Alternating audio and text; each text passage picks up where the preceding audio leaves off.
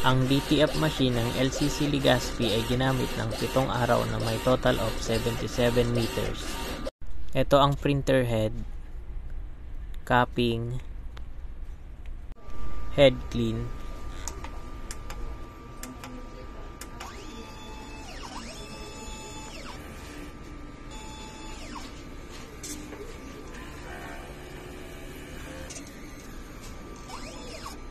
punasan ng wiper pagkatapos ng head clean.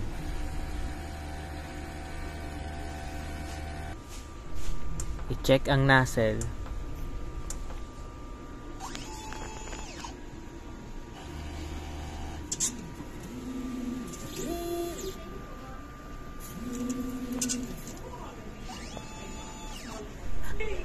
Ang ink system namin ay tama lang. Ang waste tank ay nililinis tuwing Sabado. Ang ABR ay naka 220 volts. Dito naman nakalagay ang aming ground wire. Dito nakalagay ang use ink, unused ink, DTF film, DTF powder. Ito ang daily output record. This week wala kaming nagamit sa CMYK.